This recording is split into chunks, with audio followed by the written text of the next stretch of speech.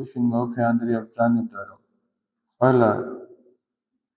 ყველას მადლობას უხდი და ვინც მაშინ თავის ადგილზე იყო, სადაც უნდა ყოფილიყვნენ, იქ რო იყო. აი ძალიან მნიშვნელოვანი. და ჩვენ შეიძლება ახლა ესე ომში არა ვართ, მაგრამ აი ეს მთავარი არის სულისკვეთება. რამაც ის ბიჭები თუ გოგონები თუ ვინც იყვნენ, თავის ადგილზე დააყენე. აი თავის ადგილზე რამაც დააყენე. სადაც სინდისი უკარნახებდა, იქ რომ დადგნენ. აი ეს არის ძალიან მნიშვნელოვანი. ჩვენ უნდა მათი მიბაძვით, ჩვენს თავს კითხოთ, რომ სადაც ჩვენ უნდა ვიდგეთ და რასაც ჩვენ უნდა ვაკეთებდეთ, რამდენად დგავართ იქ და რამდენად ვაკეთებთ ჩვენს საკეთებას. ვიქნები მე როგორც სასულიერო პირი თუ როგორც სტიქაროსნები თუ როგორც ტაძრის სხვა მსახური, მრევლი, თუ იქ სადაც ჩვენ ღმერთმა დაგვადგინა სამსახურებში, რამდენად დგავართ იქ და რამდენად კეთილსინდისიერად ვაკეთებთ იმ საქმეს, ამაშია ეს არის ჩვენი ბრძოლის ველი. ჩვენ შეიძლება კიდევ ერთხელ ვამბობ, იმ ბრძოლის ველზე არ მოგვიწევს, ისე გარდავიცვალოთ, რომ იმ ბრძოლის ველზე არ მოგვიწევს გასვლა. მაგრამ ჩვენი ბრძოლის ველი ეს არის, როგორც პატრიარქი ბრძანებდა, შენს თავში და შენს გარშემო, შენი წილი საქართველოს შენ უნდა დაიცვა, შენ უნდა გადაარჩინო და ყველა თავისი საკეთებლის კეთილსინდისიერად კეთებით იცავს თავის სამშობლოს. თუ რაღაცას მიაფუჭეჩებ, თუ რაღაცას არაკეთილსინდისიერად გააკეთებ, ხორციელი სიამოვნებას დააყენებ უფრო წინა პლანზე, ვიდრე შენს საკეთებელს, მაშინ შენ არ ახარ საქართველოს ერთგული. ამას სინანული ჭირდება. მაგრამ იქ სადაც სინდისი გეუბნება, რომ ასე უნდა აკეთო და ისე აკეთებ, გადადებ სხვა დანარჩენს. მაშინ შენ სწორედ რომ შენს თავში და შენს გარშემო იცავ შენს სამშობლოს.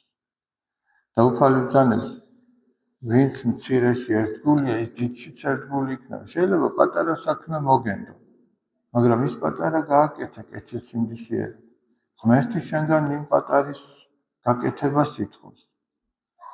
აქ ორი რამეა, ერთი ის, რომ შენი საქმე დაუდევრად აკეთო და მეორე ის, რომ გინდოდეს იმ საქმის კეთება, რაც არ დაუალებია ჩვენთვის. ეს მეორე უკიდურესობაა კიდე. რაც ჩვენთვის არ დაუალებია, იმისთვის თავი არ უნდა გეღირსებოდეს. მე გავაკეთებ ამას. და რა იცი რომ გააკეთებ.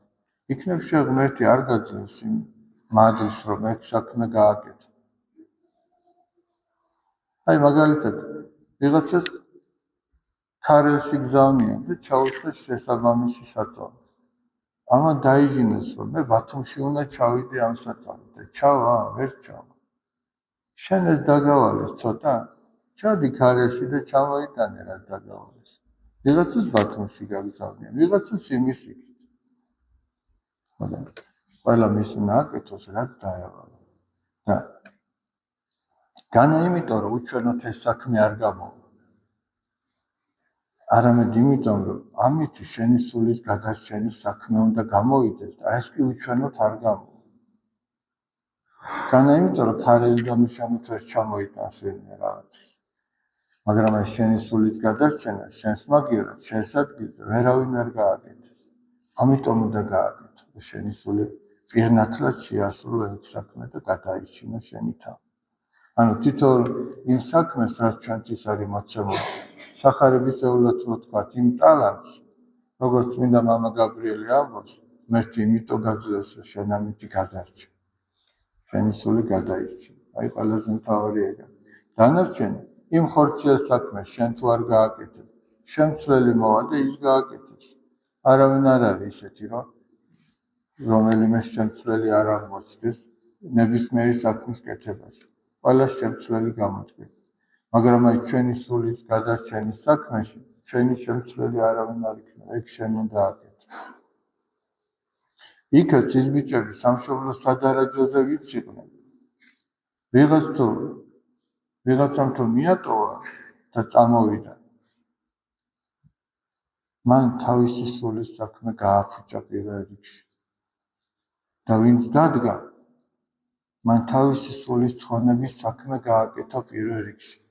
გახსოვთ, რას ეუბნება დავით აღმაშენებელი დიდგორის ბრძოლის წინ? ის ეუბნება, მეომარნო ქრისტესანი. ის არ ეუბნება, რომ თქვენ საქართველოს და სამშობლოს მეომრები ხართ. თუმცა თავისთავად ცხადია, ესეც იგულისხმება. მაგრამ იქ მთავარი იყო მათი სულების გადარჩენა.